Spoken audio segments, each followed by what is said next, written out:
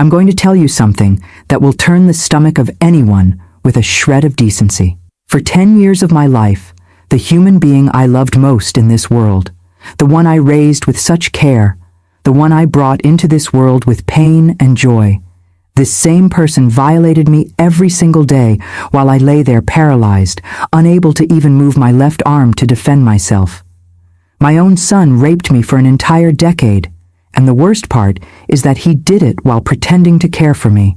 It might sound like something from a horror movie, but it happened right here in Savannah, Georgia, inside my own home, under the same roof where I raised him, thinking I was raising a good man. My name is Eleanor Bennett. I'm 72 years old, and I live here in Savannah, Georgia. People who see me today selling my medicinal herbs at the Forsyth Farmers Market with my little shop full of healing plants, talking with people, giving advice about teas and remedies, they can't begin to imagine the hell I lived through. People know me as Miss Ellie of the Herbs, that lady who always has a smile on her face and a word of comfort for those who are suffering. But behind that smile is a story I kept hidden for a long time, until I decided I couldn't stay silent anymore. Before I continue this heavy story, tell me in the comments what your name is and where you're listening from. I want to know who these brave people are who have the courage to hear the raw truth of life. Because this story I'm about to tell isn't for just anyone. It's a story that will affect you in ways you might never have expected. But I need to tell it because I know there are other women out there going through what I went through. And maybe my courage will give them courage too. Every word I speak here is true. Every detail actually happened, and if you stay until the end, you'll understand why it took me so long to have the courage to talk about it. My life wasn't always about plants and natural remedies. I worked in a textile factory here in Savannah, sewing all day, earning my hard-earned money to raise my son alone. The factory was in the industrial district, a large, noisy building where hundreds of women spent the day hunched over sewing machines, making clothes we could never afford to buy for ourselves.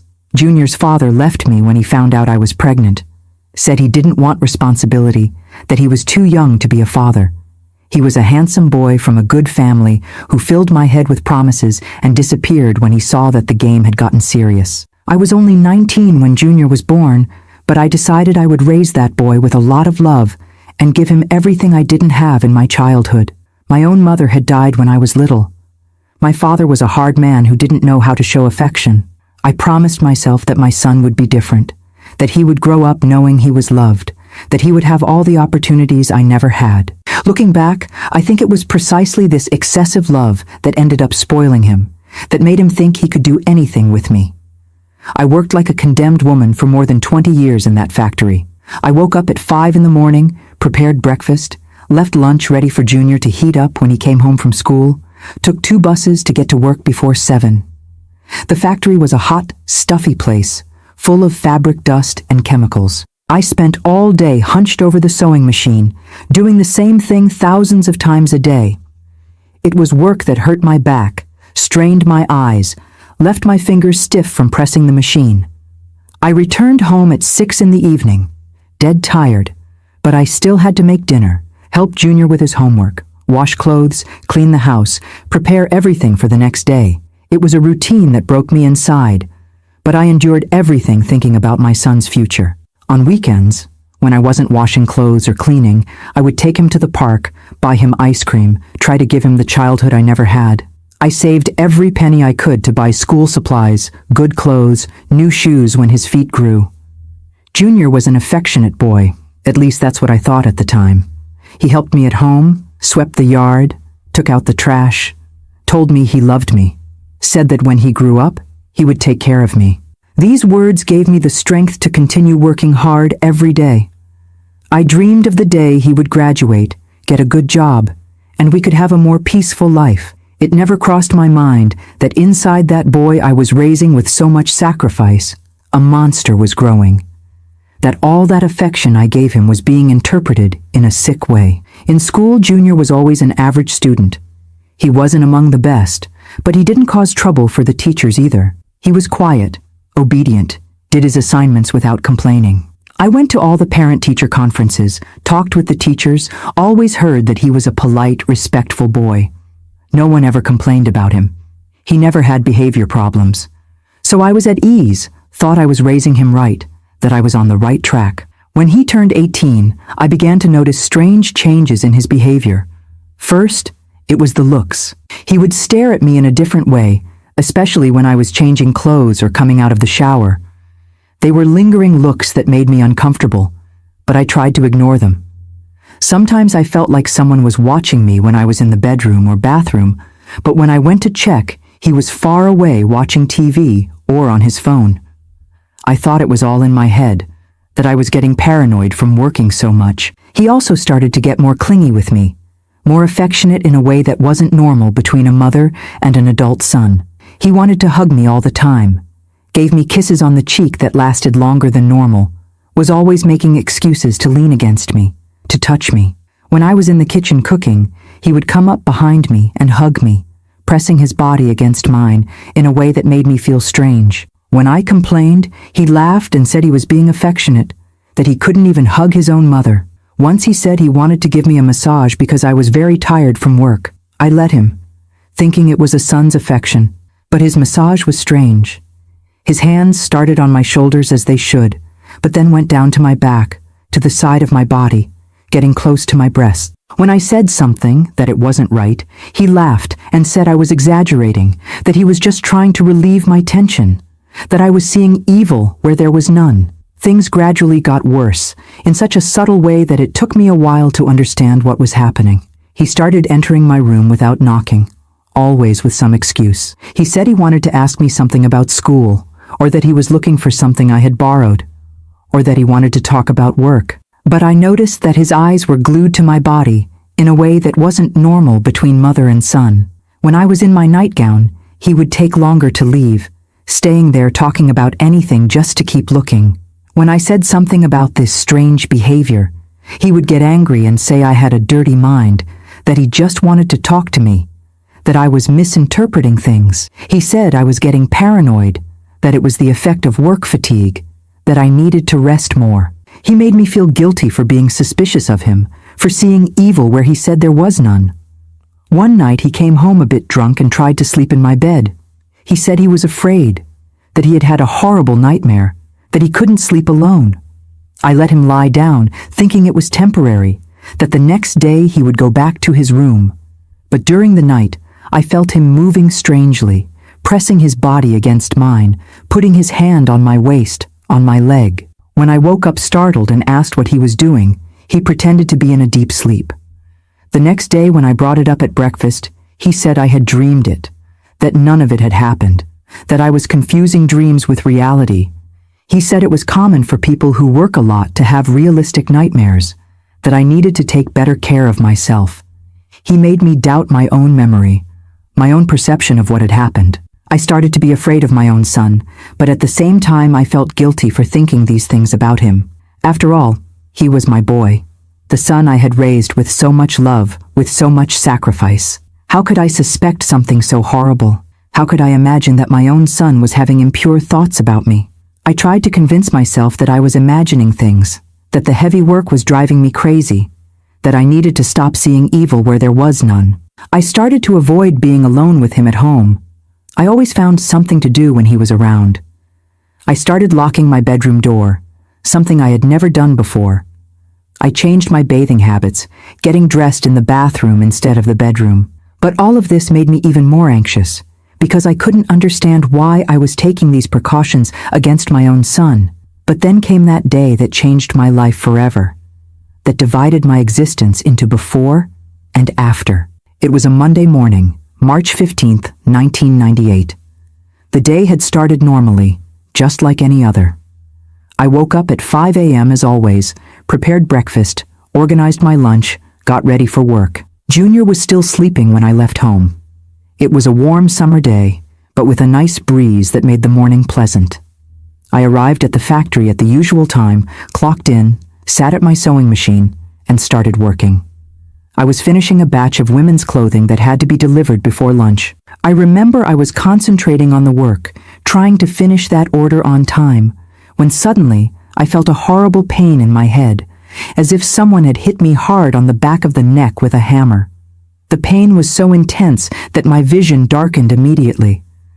I felt the floor spinning beneath my feet, a horrible sensation that everything was spinning around me.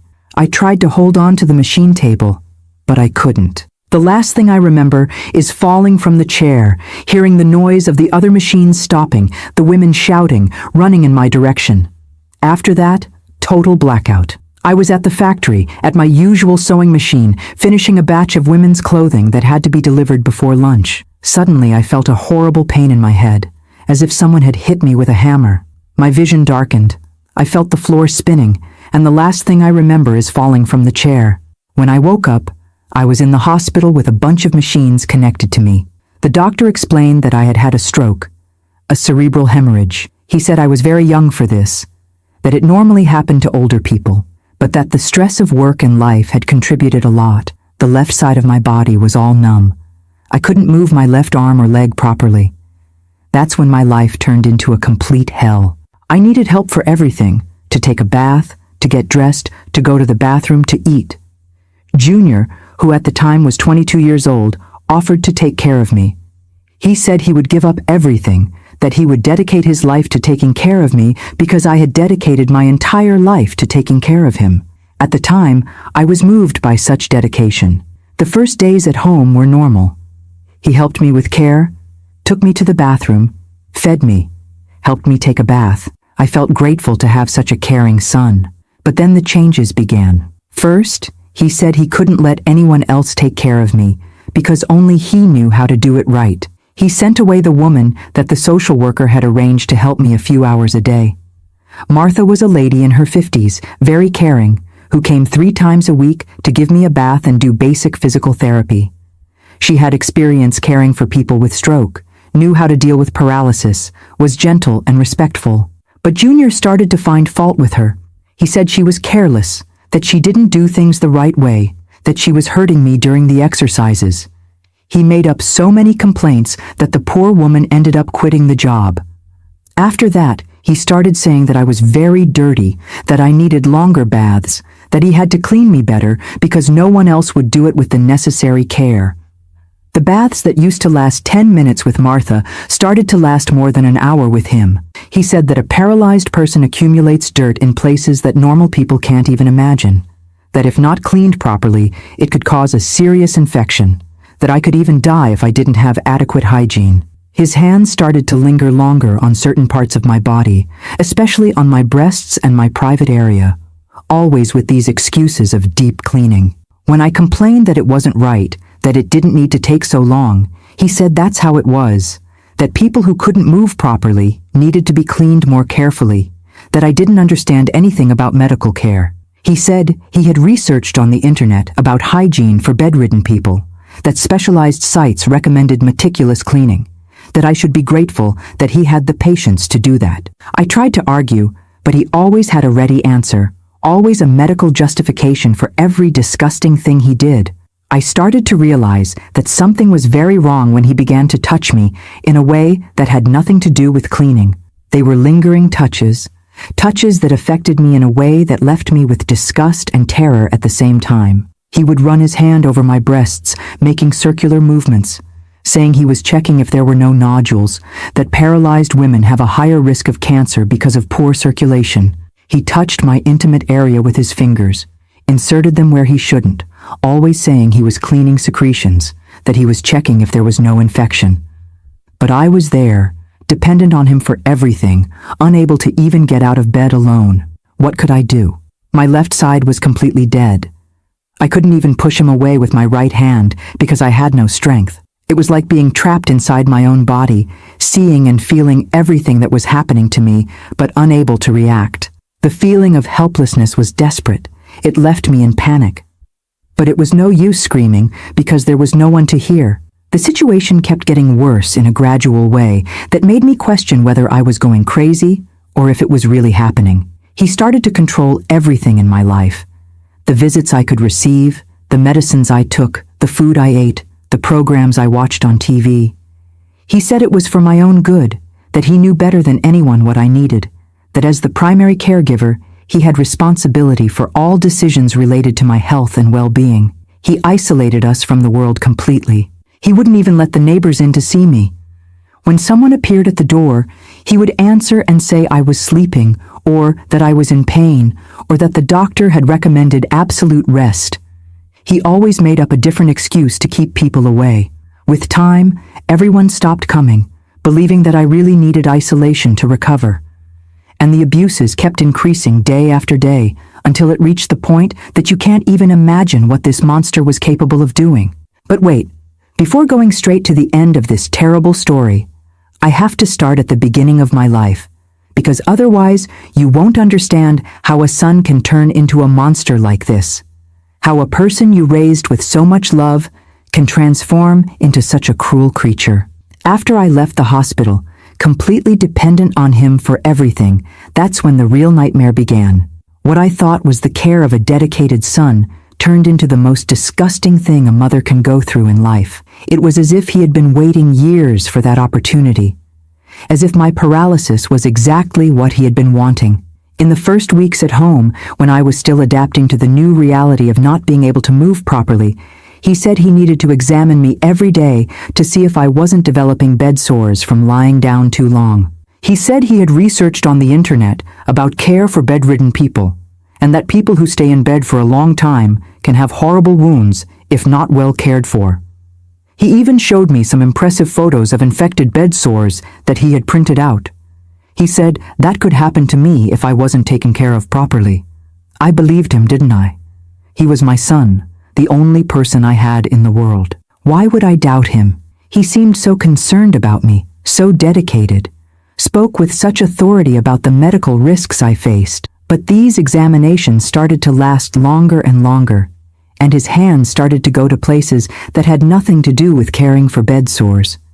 He examined every inch of my body, said he had to check everything, that bed sores could appear anywhere. He started saying that my breasts looked different, that they seemed swollen, that he needed to massage them to improve blood circulation.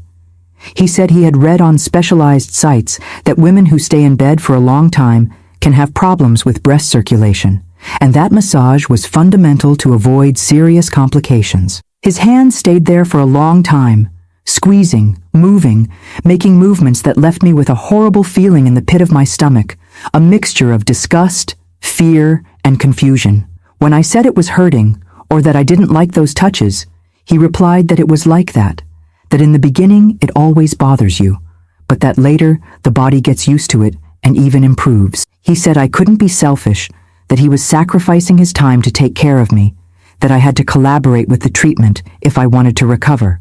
He said this with a conviction that made me doubt my own feelings, made me think that maybe I was misinterpreting those touches. The first real incident, the one that marked the beginning of the more serious abuses, happened during a bath on a Thursday afternoon. He said I was very dirty down there, and that he needed to clean properly, or else I would get a terrible urinary infection that could kill me.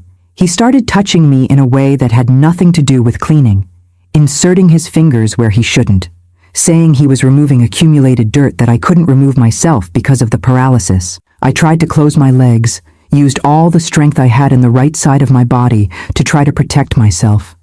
But he held on tightly and spoke with that falsely affectionate voice. "Mom, relax, I'm your son. There's nothing wrong with this. You gave me baths my whole life when I was a child, cleaned my bottom, taught me about hygiene. Now it's my turn to take care of you." The comparison was absurd, disgusting, but he spoke with such naturalness that for a moment it made me question if I was exaggerating. From there, the baths turned into a real torture, sessions of horror that I knew would happen every day and that I couldn't avoid. He would spend more than an hour cleaning me, always with these disgusting excuses about hygiene and health. He said that a paralyzed woman needs special care, that I didn't understand anything about medicine, that he had researched everything on the internet and knew exactly what he was doing. And I was there, unable to move properly, depending on him for everything, with no way to resist or escape. It was a feeling of despair that I can't explain, a mixture of terror, disgust, and helplessness. Then began the touches he called medicinal, always with this excuse that it was medical treatment. He said he had to massage my belly every day for my intestines to work properly, that paralyzed people have constipation problems and that only abdominal massage solves it, that if he didn't do that, I could have intestinal obstruction and die. But his massages were strange. They started on the belly but kept going down until they reached places that had nothing to do with the intestines. When I complained, he would get angry and shout, "Mom, do you want to get better or not? Do you want to die from infection? I'm here trying to save you and you keep complaining." The psychological manipulation was the worst of all. Worse even than the physical abuse. He repeated the same phrases every day like a mantra, which broke me inside. "Mom, you depend on me for everything. If I'm not here, who will take care of you? Who will feed you, take you to the bathroom, give you medicine? Who will have patience with a cripple?" He said this while he was touching me inappropriately, as if it were the most normal thing in the world, as if I should be grateful that he was there, that he was sacrificing himself for me. He said I was a burden to anyone else, that only he had the patience to take care of a cripple like me, that if he abandoned me, I would rot in a horrible nursing home where no one would care about me. He painted such a terrible picture of my situation that I was terrified just thinking about the possibility of being without him, even knowing that what he was doing to me was wrong. It was a sick cycle of dependency and fear. When I tried to resist more, complain louder, or try to push him with the hand that still worked, he would start with subtle but very effective threats. He would speak with that calm, controlled voice. "Mom, who's going to believe a paralytic against me? Everyone here in the neighborhood, in the entire city, knows me as the dedicated son who gave up everything to take care of his sick mother. If you start making up lies about me, they'll think you've gone crazy because of the stroke, that you're having delusions." These words cut me like a knife because I knew he was right. Who would believe me against him? He started to control absolutely everything in my life, every detail of my routine. He no longer let anyone enter the house, not even the neighbors who came to visit from time to time. When Mrs. Johnson, from the house next door, appeared at the door asking how I was, he would answer and say I was sleeping because of the strong medication, that the doctor had recommended absolute rest, that visits made me agitated and hindered my recovery. The poor woman would leave worried, thinking she was helping by not bothering me. He told everyone that I was very debilitated, that the doctor had recommended absolute rest, that visits made me agitated and hindered my recovery. He isolated us from the world completely. I had no contact with anyone besides him. The threats became clearer. He said that if I told anyone anything, he would put me in a nursing home and say I had dementia because of the stroke. He said he knew people who worked in those places and that I would rot there, being mistreated by strangers, eating bad food, with no one to defend me. He painted such a terrible picture that I was terrified just thinking about it. Then came the day he decided to take care of my intimate needs, in a way I will never be able to forget. He said I had been without relaxation for too long, and that it was bad for any woman's health, especially a paralytic. He said he had researched, and that doctors recommended special exercises for women in my situation. When I understood what he wanted to do, I tried to scream, but he covered my mouth and said, "No one will hear anyway, Mom, and if they do, they'll think you're screaming in pain because of the paralysis." From that day on, my life turned into a complete hell. He established a horrible routine. In the morning, the bath with the disgusting touches. In the afternoon, the physical therapy he invented, and that included him touching me all over. At night, the special care that left me in a state of shock. All always with these excuses about health and medicine, as if he were doing me a favor. During the diaper change that I needed because of the paralysis, he would take an absurd amount of time cleaning me, always touching where he shouldn't, always with that excuse that he was keeping me clean and healthy. He said that if I got an infection because of dirt, I could die, and that he wouldn't let that happen because he loved me very much. The worst part was that he did all this talking about love. He would say, "Mom, I do this because I love you, because you are the most important woman in my life, because I can't live without you." He mixed declarations of love with disgusting acts, as if it were the most normal thing in the world. I couldn't understand how a person could talk about love while doing such a thing. He also started giving me medicines that weren't the ones the doctor had prescribed. He said he had bought special vitamins to make me stronger, but I suspected they were medicines to make me more sleepy and less resistant. After taking these vitamins, I would get more limp, more confused, without even the strength to scream properly when he abused me.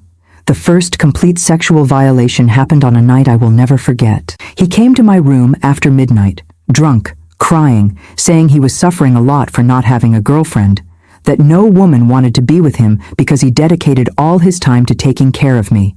He said I had an obligation to help him because it was my fault he couldn't get a girlfriend.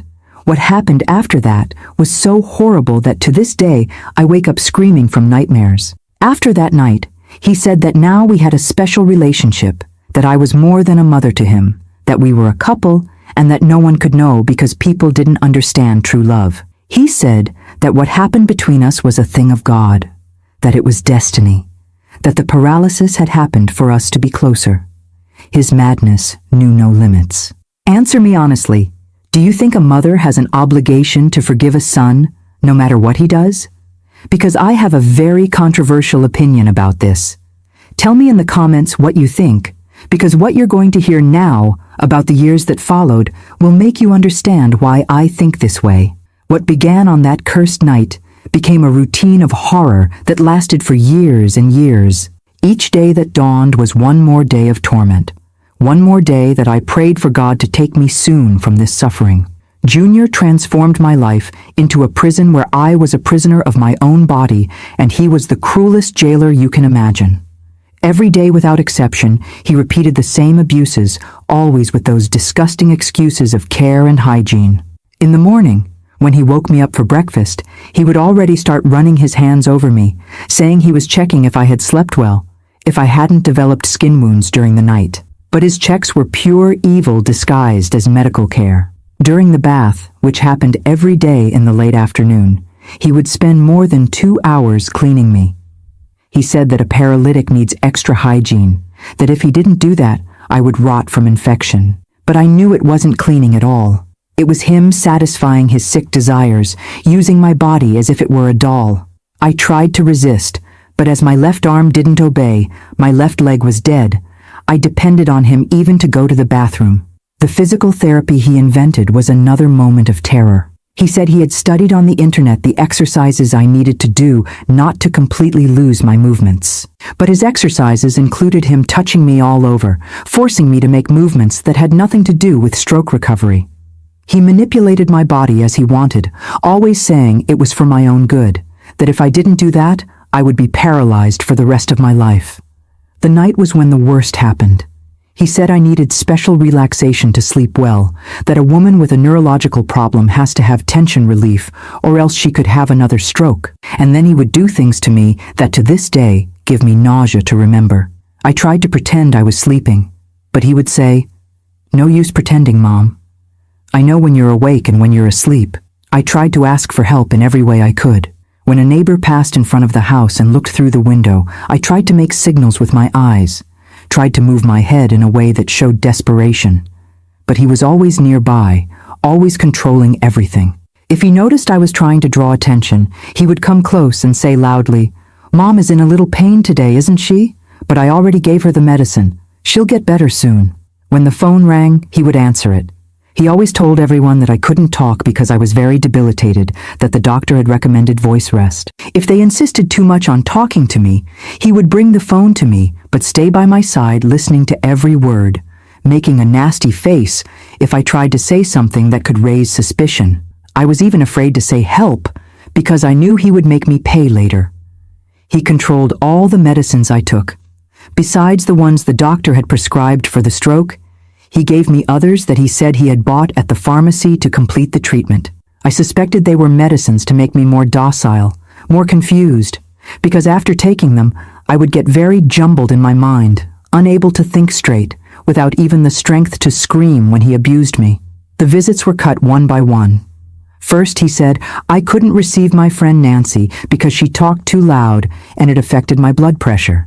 Then he said the people from the church couldn't come anymore because I was very sensitive to crowds. He kept making up excuses for each person until there was no one left. We were completely isolated from the world, just him and me inside that house that became my personal hell. I tried to resist in various ways. Sometimes I pretended I was in a lot of pain to see if he would stop. But he said pain was normal in someone who had had a stroke and that what he was doing would help improve it. Other times I tried to cry, hoping he would have a little pity, but he said crying was also a symptom of a neurological problem and that I would get better with time. Once I managed to get the phone in secret and tried to call emergency services, but my speech was a bit slurred because of the medicines he gave me, and the woman on the other end couldn't understand properly what I was saying. When he arrived and saw the phone in my hand, he became furious. He said that if I did that again, he would tie me to the bed and tell everyone I was having outbursts because of the stroke. The years went by, and I lost hope that someone would one day discover what was happening. He had managed to build a perfect image of a dedicated son. The neighbors praised him, said he was an example of a son who gave up his life to take care of his sick mother. When he went out to do shopping or handle something on the street, everyone spoke well of him. How could anyone suspect a person who had such a reputation? He also became increasingly bold. He started taking me to medical appointments and would be present during all examinations. He wouldn't let the doctor examine me alone. He said I got very nervous without him nearby, that I could have another stroke if I got agitated. The doctors thought this was normal. They praised his dedication. No one imagined that he was there to control what I said during the consultations. When the doctor asked how I was, he would answer for me before I even opened my mouth. He said I was evolving well, that I was eating right, sleeping well, doing physical therapy. If the doctor insisted on speaking to me directly, he would say, "Doctor, sometimes she gets a bit confused because of the stroke, but I note down everything that happens at home and can inform you better." But one day, after almost 8 years living this hell, something happened that changed everything. The neighbor next door, Mrs. Johnson, was at home sick on bed rest, and so she spent the entire day at home at a time when she would normally be working. On that very day, I couldn't take it anymore and started screaming in desperation while he was abusing me. I screamed with a strength I didn't know I had. I screamed for help until my voice disappeared. Mrs. Johnson heard the screams through the thin wall that separated the two houses. She said later that she had never heard a scream of desperation like that it sounded like someone being tortured. She became worried and came to knock on the door to see if everything was okay. Junior answered the door all calm. He said I had had a pain crisis because of the paralysis, that he had already given me medicine, and that I was already better. But Mrs. Johnson wasn't convinced. She insisted on seeing me. She said she wanted to be sure I was okay. He tried to prevent her, but she pushed the door and entered. She found me in bed, all sweaty, with hand marks on my neck, my eyes red from crying so much. She immediately realized that something was very wrong, especially because I had a desperate look, trying to say something that she couldn't understand. Mrs. Johnson said she was going to call emergency services, that I needed to go to the hospital. He tried to convince her that it wasn't necessary, that it was just a normal crisis, that I always got like that when I had pain. But she didn't listen and called 911 anyway. While we waited for the ambulance, she stayed there by my side holding my hand, and I tried to say help with my eyes because my voice wouldn't come out. At the hospital, the doctor who treated me found something strange. He said I had signs of very high stress for a person who was supposedly being well cared for at home. He asked if I was feeling any different pain, if something was happening at home that could be making me agitated. Junior, as always, answered for me. He said it was normal for someone with a neurological problem, but the doctor insisted on examining me alone. He told Junior that he needed to do some procedures, that it was better for him to leave the room. He tried to resist, but the doctor was firm. It was the first time in 8 years that I was alone with a person who could help me. When the doctor began the examination, he noticed signs on my body that didn't match the care I supposedly received at home. The doctor asked if someone was hurting me, if I was being mistreated. I tried to speak, but I was so nervous that the words wouldn't come out right. So he asked if I could nod my head to answer yes or no. When he asked if someone in my family was hurting me, I managed to nod yes. When he asked if it was my son, I confirmed again. The doctor called the hospital social worker and a psychologist. They came to talk to me and gradually managed to understand what was happening. I told everything I could, even with my speech a bit slurred, even trembling with fear. I told them about the abuse, the touching, the threats. They were horrified, but believed me. When they went to confront Junior, he denied everything with the greatest coldness in the world. He said I was having delusions because of the stroke, that it was common for people with neurological problems to make things up. that he was a dedicated son, and that those accusations were absurd. He said I was being ungrateful after everything he had done for me, that he had sacrificed his life to take care of me. He was so convincing that for a moment I thought people would believe him. He spoke with such assurance, such tranquility, that it almost made me doubt my own version. But the social worker said they would do other examinations on me, more detailed examinations, and that if they discovered any sign of abuse, they would call the police immediately. I know this story is heavy, but I bet many of you won't have the courage to hit the like button on this video. Go ahead, prove me wrong. Hit that, like, let's see if you really have courage. Because what you're going to discover now about what happened after these examinations will shock you even more than everything I've told you so far. The examinations they did on me at the hospital confirmed everything I had said. The forensic doctor found clear signs of recent and old sexual abuse, marks on my body that proved I was telling the truth. When they showed the results to Junior, he continued to deny, but now he could no longer maintain that pose of a dedicated son. The mask had fallen, and everyone could see the monster he really was. The police were called, and he was arrested on the spot. They took him away in handcuffs from the hospital while he shouted that I was crazy, that I was making everything up because of the stroke, that he was going to sue everyone for defamation. But it was no use shouting anymore. The evidence was there on my body, marked by years of abuse, and no one could deny the reality. I stayed in the hospital for almost 2 weeks while they decided what to do with me. There was no one from the close family to take care of me, and I was terrified with the possibility of having to go to a nursing home or some place where I didn't know anyone. But then a miracle happened that I will never forget. My cousin Sarah appeared, a distant cousin of my father that I didn't even remember existed anymore.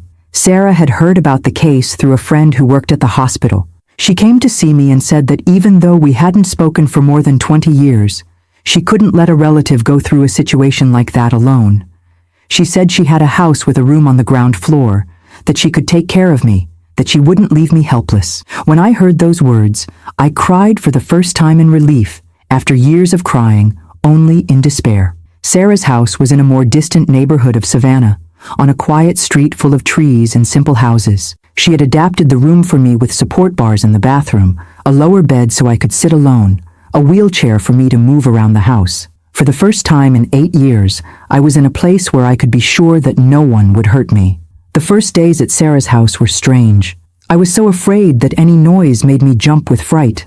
When she came close to help me with something, I would automatically shrink, expecting to be attacked. My body had engraved the fear in a way that even those who wanted to help me scared me. She had the patience of an angel with me. She spoke softly, moved slowly, always warning before touching me. The first thing Sarah did was take me to a physical therapist named Melissa, who had an office nearby. Melissa was a woman in her 40s, short hair, firm but caring manner. When Sarah explained to her what had happened to me, I saw that she became outraged. She said she would do everything to help me recover my movements, that I deserved to have my independence back. The first physical therapy sessions were difficult. My body was too tense, locked by fear and trauma. Melissa explained that this was normal, that people who have suffered physical abuse usually have a very contracted body, as if it were always defending itself from an attack. She started slowly, just with breathing and relaxation exercises, teaching me to trust my own body again. But Melissa wasn't just a physical therapist. She became my confidant, my friend, my improvised therapist. During the sessions, she would let me talk about everything that had happened, listen to me without judging, helped me understand that none of it had been my fault. She said the stroke wasn't God's punishment, that I didn't deserve to have gone through that suffering, that I was a survivor, not a victim. After about 3 months of physical therapy, something happened that shocked me. During an exercise, trying to reach an object that Melissa had placed on the table, my left hand moved by itself for the first time since the stroke. It was just a small movement, the fingers closing a little, but I started crying with emotion. Melissa also cried with me and said, "See, Eleanor, your body is coming back to life." From that day on, the exercises became more intense. Melissa explained that my brain was creating new connections, that the movements would return gradually if I didn't give up. It was hard, painful work sometimes, but each small progress gave me more hope. First, some movement returned to my fingers, then to my wrist, then to my elbow. My leg also started responding better. Sarah also took me to a psychologist, Dr. Harrison, who worked with people who had suffered severe trauma. She explained that I had two traumas to process: the stroke that changed my life from 1 hour to the next, and the years of abuse that came after. She said it would be a long job, that I had to be patient with myself, that healing from trauma doesn't happen overnight. The sessions with Dr. Harrison were fundamental for me to understand many things. She explained that what Junior did to me had a name: sexual violence, abuse of a vulnerable person, false imprisonment, that it wasn't care or love or anything that resembled it, that he had used my physical dependency to satisfy his sick desires, and that this was a serious crime, no matter if he was my son or not. With time, I came to understand that I wasn't to blame for anything that happened. I wasn't to blame for having had a stroke. I wasn't to blame for having become dependent. I wasn't to blame for having raised a son who turned into a monster. Dr. Harrison taught me that victims of abuse always feel guilty, but that this guilt isn't real. It's just a way the mind finds to try to understand a situation that doesn't make sense. A few months after I started treatment, the most exciting day of my recovery happened. Melissa said she was going to try to make me walk alone, just with the support of a cane. I was terrified of falling, but she said, "Trust me, Eleanor. You're ready." And indeed I was. I managed to take about 3 steps alone, trembling but firm. Sarah was there watching and cried so much that I thought she was going to have a fit. Walking alone changed everything in my life. I no longer depended on anyone to go to the bathroom, to get a glass of water, to reach the window and look at the street. It might seem silly, but for someone who had been unable to move for years, each movement was a huge achievement. I spent hours practicing walking around the house, strengthening my legs, recovering the balance that the stroke had taken away. With physical independence returning, I started thinking about what to do with my life. I could no longer work at the textile factory. My body wouldn't stand being hunched over the machine for hours. Dr. Harrison suggested that I look for some activity that gave me pleasure. That would be a way to restart my professional life without much physical effort. It was Sarah who suggested the medicinal herbs course. She said I always had a knack for taking care of plants, that when I was young, I knew how to make teas for everything, that my mother had taught me a lot about home remedies. She said there was a lady in the neighborhood who gave a basic course on medicinal plants, that I could learn more about it, and maybe even work with it in the future.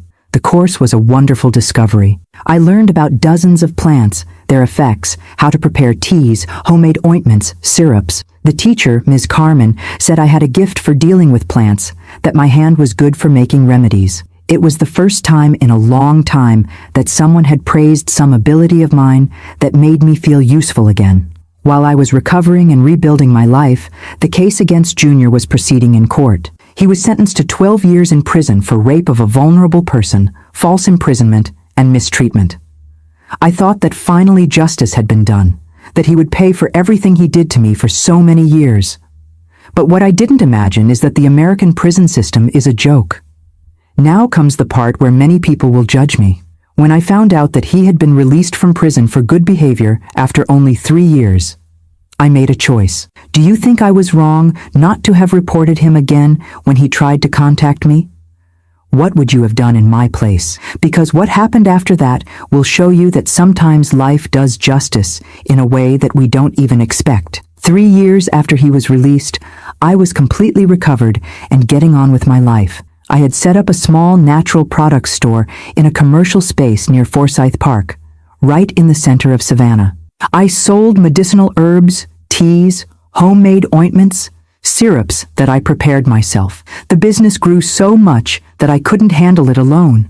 I had to hire Sylvia, a young woman who helped me with sales and loved to learn about medicinal plants. My store became known throughout the city. People came looking for remedies for everything: headaches, insomnia, stomach problems, depression, anxiety. I guided everyone on how to use the right plants, taught them how to make teas at home, gave advice on natural health based on decades of experience and study. I had become a reference on the subject. I earned my money honestly, was independent again after so much suffering. The routine of the store was a delight. I woke up early, had my coffee with Sarah, walked the 4 blocks to the center, opened the store at 8 in the morning, organized the dried herbs in the jars, prepared the ointments of the day, attended to my regular customers who already came to talk to me about life besides the remedies. It was a simple life, but full of purpose and meaning. Sarah continued living with me, but now we were more like sisters than a cousin taking care of a sick cousin. She helped me in the store on weekends, took care of the house while I worked. She was my life companion, my confidant, my closest friend. We had built a good, peaceful routine, full of true affection. For the first time in decades, I was truly happy. I had even found a boyfriend, Mr. Anthony, a 68-year-old widower who frequented my store to buy lemon balm tea for his nerves after his wife died. He knew my whole story, respected my past, treated me with a caring that I thought I would never feel again in my life. We didn't live together, but we saw each other almost every day. We went to the movies, took walks in the park, lived a nice romance of mature people who know how to value good company. Anthony was everything that Junior never was: respectful, caring, protective, without being controlling. He brought me flowers every Friday, helped me carry the heavy boxes from the store, waited for me to close so we could go to dinner together at a simple restaurant nearby. Our relationship was based on mutual respect, trust, true affection. That's how love should be. It was 20 years of complete peace, of reconstruction, of happiness that I never thought would be possible. I had managed to transform pain into purpose, helping other people through medicinal plants. I received several invitations to give talks about overcoming, about entrepreneurship in the third age, about how to start over after 50. I became an example in the city, the woman who knew how to turn things around after going through hell. My store prospered in a way I couldn't believe. I started selling at a small 3-foot counter and ended up occupying the entire room with floor-to-ceiling shelves full of jars with herbs, a refrigerator with homemade ointments, a large table where I attended to people who came looking for more detailed guidance. I had customers who came from other cities just to buy my products. During these 20 years, I also created an informal support group for women who had suffered domestic violence. Every Tuesday, after I closed the store, we would meet in the back room to talk, share experiences, give strength to each other. Many women managed to get out of abusive relationships after participating in these meetings. It was my way of giving back all the help I received when I needed it most. The fame of my store spread so much that even a newspaper reporter came to interview me. A big article came out about female entrepreneurship in the third age, with my photo in the middle of the herbs, telling how I transformed a personal tragedy into an opportunity for a new beginning. I kept the clipping of the article framed behind the counter as a reminder that it was possible to succeed in life even after going through the worst. But then, on a Thursday morning last year, I was in the store organizing some jars of arnica ointment that I had just made when I heard a familiar voice asking for help. It was a trembling, weak voice, very different from the authoritative voice that had terrorized me for so many years. When I turned to see who it was, I almost fell backwards in fright. It was Junior, but not the strong, domineering man who had violated me for a decade. There at the door of my store was a broken man, thin, with yellowish skin, walking with great difficulty, leaning on a cane. His hair was graying and thin, his eyes sunken, his clothes too loose on the body that had melted away. He seemed to have aged 20 years in the last 10. He would have been almost unrecognizable if it weren't for that voice that still gave me chills. He saw me and started crying in that pathetic way that cowardly men cry when they're in need of something. He spoke with a choked voice. "Mom, I'm very sick. I need your help. The doctor said I have multiple sclerosis, that I'll become paralyzed if I don't have special care. Please don't abandon me." He stood there at the door of my store, trembling, hoping that I would feel sorry for him as a foolish mother who forgives everything. I looked at that man who had destroyed so many years of my life and felt a strange calm. I didn't feel anger, I didn't feel fear, I didn't feel pity. I felt an icy tranquility that I had never felt before. There he was, my tormentor, in the same situation I had been in one day, dependent, vulnerable, needing care, begging for help from someone he had hurt without mercy or pity. He continued talking, trying to move me. Mom, I know I did wrong things in the past. I know I hurt you, but now I need you. I have no one else in the world. You are my only family. I'm living in a little pension room. I can't work anymore. I can barely take care of myself. Please forgive me and help me. He was using the same emotional manipulation as always, but now he had no power over me at all. Sylvia, who was organizing some herbs on a shelf, realized that something was happening and approached. I whispered to her, "You can go to lunch. I'll resolve this here." She left discreetly, leaving us alone. I didn't want witnesses for the conversation I was going to have with that man who was once my son. I listened to everything he had to say without interrupting, observing every detail of that body that was once strong and was now debilitated. He told me that the multiple sclerosis had started about 5 years ago, that at first it was just some numbness in the legs, but that it got worse until he lost part of his movements, that his hands were also compromised, that he had difficulty holding objects, balancing, walking long distances. He told me that he had been fired from his job in construction because he could no longer carry weight, that the disability pension money barely covered the room where he lived and food, that he could no longer take a bath properly by himself, that sometimes he went days without being able to have a decent meal, that he was afraid of falling and having no one to help. When he finished speaking, I took a deep breath and said with the firmest voice I could, "Now you know what it's like to be dependent on someone, don't you? You know what it's like not to be able to defend yourself, to have to trust that the person who takes care of you won't hurt you, won't take advantage of your weakness." I saw his face changing color when he understood where I was going with those words. I continued speaking with a tranquility that surprised me. "Do you remember what you did to me for 10 years while I was paralyzed? Do you remember how you abused me every day, how you threatened me, how you turned my life into a hell? Do you remember that I begged you to stop, and you said I had to be grateful because you were taking care of me?"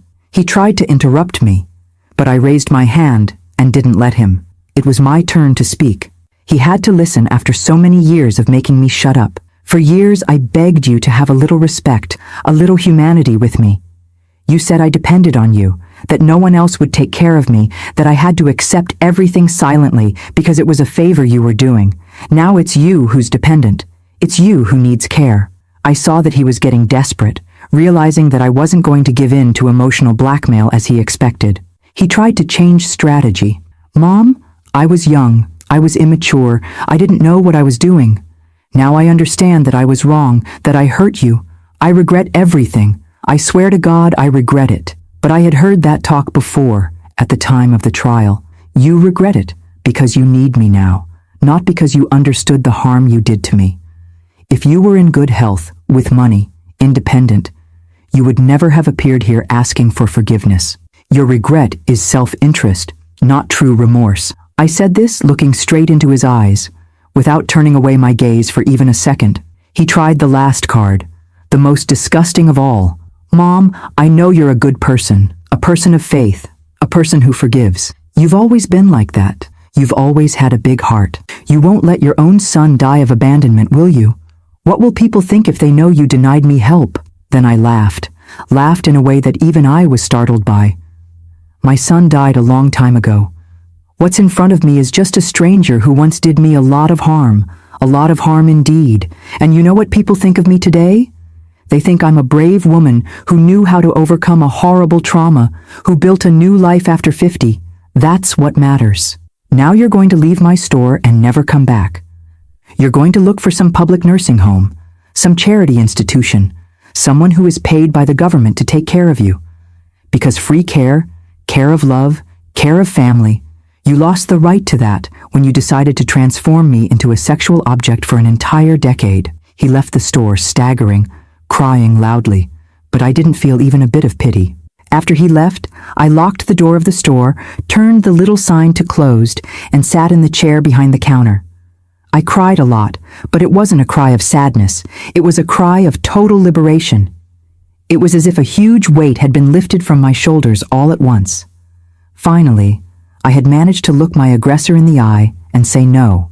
I had managed to have the power that he had taken from me during so many years of terror. I found out later through acquaintances who worked in social services that he ended up interned in a public nursing home, one of those that the government maintains for people who have no family or money. I know that his life there is not easy, that he depends on the goodwill of overworked staff for everything, that sometimes he spends hours waiting to be attended to, that he eats bad food, that he sleeps in a collective room with other sick people. It's exactly the treatment he deserved. Today, at 72 years old, I can say with all certainty that I am a complete and fulfilled woman. I have my store that works very well and gives me financial independence.